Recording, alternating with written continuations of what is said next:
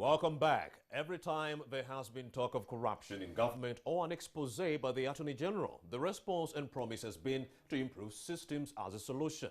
To help us understand what this means, we have the Government Accountant General, Mr. Lawrence Simakula, and he joins me right now on set. A very good morning, sir. Good morning. Welcome to Morning at NTV. Thank you very much. First of all, what is the Office of the Accountant General and what do you do? The Office of Accountant General is an office established under the Public Finance and Management Act of 2015, Section 46. And in summary, to talk about the duties or what the Accountant General's office does, first of all, it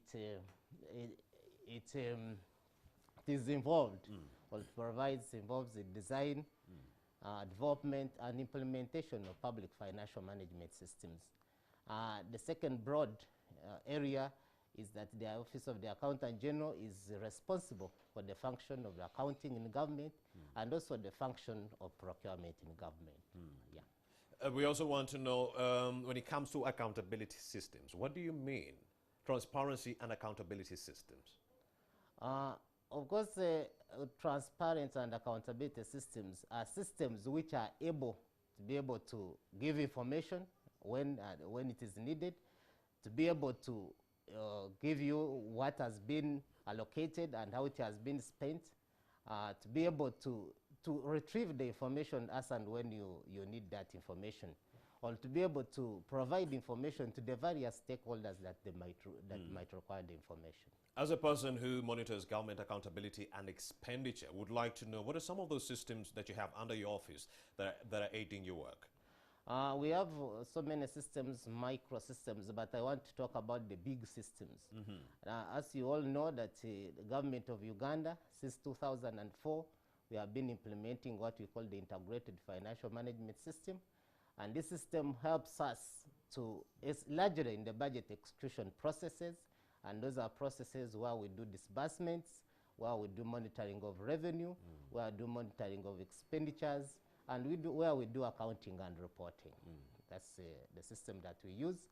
The other system that we also use is the one that deals with universities, and that is called AIMS, Academic Information Management System, which helps the universities to undertake their operations, and they are able to also interlink with us as the central government for the information that they generate as universities.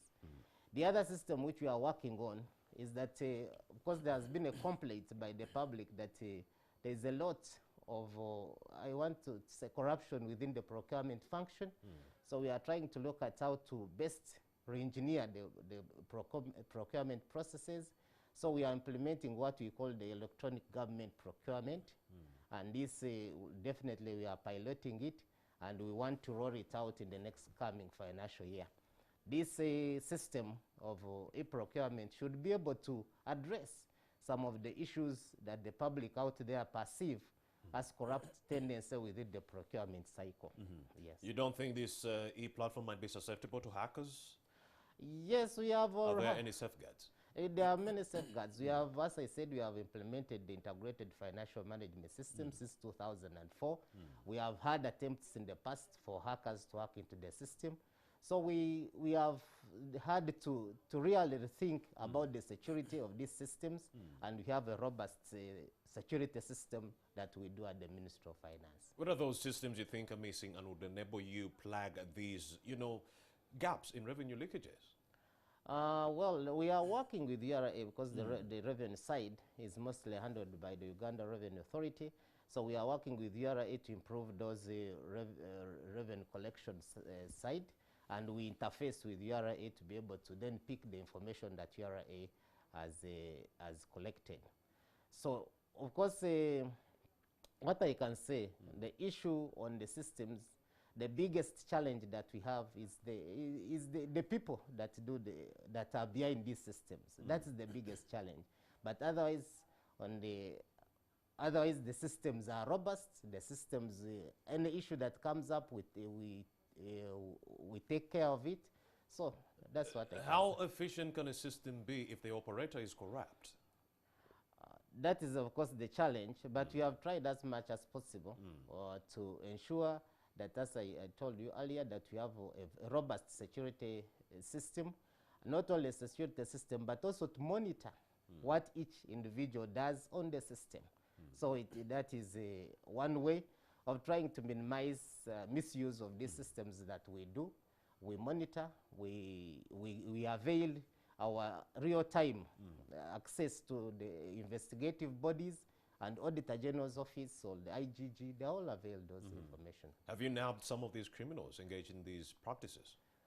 In the Any past, examples? in the past we have had, but at least now I think for over the last 5 years, it has been calm. We have not had incidents, but you could recall that sometime back there was incidents where it was being reported where there were attempted hacking into the system, and this was being headed by some of the staff that we did have and disciplined accordingly. Yeah. All right. So what are some of the other challenges in ensuring accountability and transparency in this government? Yes, the other challenges, of course, we have are the infrastructure. And this, Infrastructure. Yeah, infrastructure. And this really applies to mostly these remote districts that are coming on board. Sometimes we have where there is unreliable internet, where we have unreliable electricity, where we actually don't have the physical structures. And that is something that we are trying to work on as government. Of course, as you know, with the connectivity, we are working with NITAU to ensure that the national backbone is completed. And also sometimes we work with the REA to ensure that they extend electricity to these new district headquarters for us to be able then to put our infrastructure. Yes. Do you think the creation of more administrative units makes accountability and government accountability very, very, very hard? Yeah, because you do not have the structures already. We are creating new administrative units. That is true. It's a bit of a challenge creating new administrative units, and especially in terms of personnel, as I said, in terms of the infrastructure. But that is something that we are working on as the Minister of Finance, as government. For example, if I can give one example, is that we have tried to take services nearer to the people by creating what we call regional centers, support centers. We have 10 regional support centers, whereby we know that the remote districts that might have issues of connectivity and issues of electricity and issues of capacity, human resource capacity, can be able to come and help at those regional centers. We also do know that the teams you supervise at the local level are trying to frustrate government programs. They are accused of frustrating the government programs by returning the funds to the center. Is this standard accounting practice, Mr. Lawrence? No, it's not standard practice. I think the challenge, of course, sometimes is that we tend to have, of course, bureaucracy within the government system, and those are things that we really need to address. So some of the funds are returned because they are not able to complete, for example, a procurement cycle within the given time, or when there is a procurement, then there is some whistleblower, and therefore we have to go into administrative reviews and so on and so forth. But we have seen improvement over time, that funds being returned are reducing. And also we did a reform within what we call fund management, in that we allocate funds or give funds to a district or a local government that is ready to utilize those funds. So that is why you have seen that the returned funds are becoming less and less. What else should we be doing as government and other stakeholders to develop these systems to improve transparency within our government? Of course, one thing that out there in the public is that systems, you might not know that systems are very important, and they require a lot of funding to be able to be maintained. And to be able to be rolled out to, especially to these new units that we are creating. So that perception, because if, for example, when sometimes you go to Parliament, they have to make a trade-off between a health center and a system, and sometimes it's something very challenging. But at least for us, what we keep doing is to keep sensitizing, to be able to know that it is very important. Whereas it is good to have very good budgets, but it's also very important to ensure that we have very good systems to be able to execute those budgets. Yeah. So the only problem is funding that you need?